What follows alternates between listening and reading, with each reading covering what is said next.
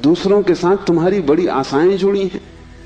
मां देख रही है कि बेटा बड़ा होगा, बड़ी आशाएं जुड़ी हैं। बाप देख रहा है कि बेटा बड़ा होगा, बड़ी आशाएं जुड़ी हैं।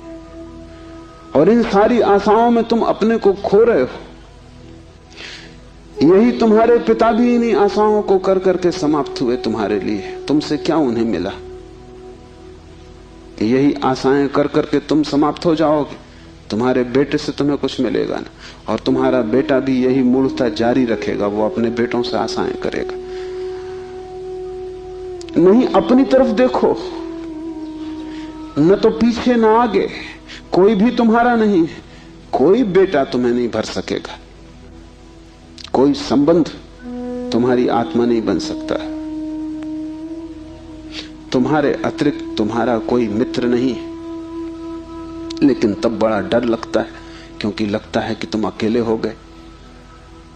और आदमी इतना भयभीत है कि गली से गुजरता है अकेले में तो भी जोर से गीत गाने लगता है। अपनी ही आवाज सुन के लगता है कि अकेला नहीं। तुम अपनी ही आवाज सुन रहे हो। बाप जब बेटे में अपने सपने रचा रहा है तो बेटे की कोई सहमति नहीं है। ये बाप खुद ही अकेले में सीटी बजा रहा है। इसलिए दुखी होगा कल, क्योंकि इसने जिंदगी भर सपने रचाए और ये सोचता है कि बेटा भी यही सपने देख रहा है। ये गलती में, बेटा अपने सपने देखेगा। तुम अपने सपने देख रहे हो, तुम्हारे बाप ने अपने सपने देखे थे। ये कहीं मिलते नहीं। हर बाप दुखी मरता है। क्या कारण होगा? क्योंकि जो जो सपने वो बांधता है वो सभी सपने बिखर जाते हैं।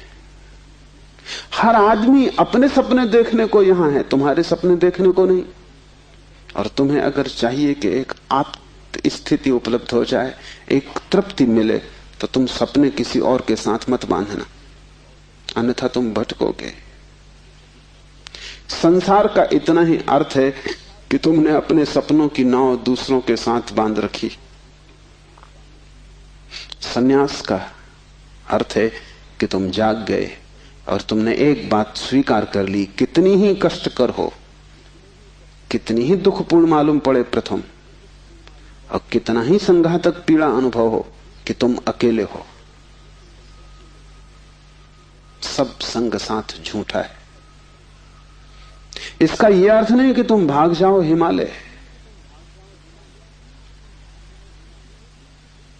क्योंकि जो हिमालय की तरफ भाग रहा है उसे अभी संग साथ सार्थक है, झूठा नहीं हुआ।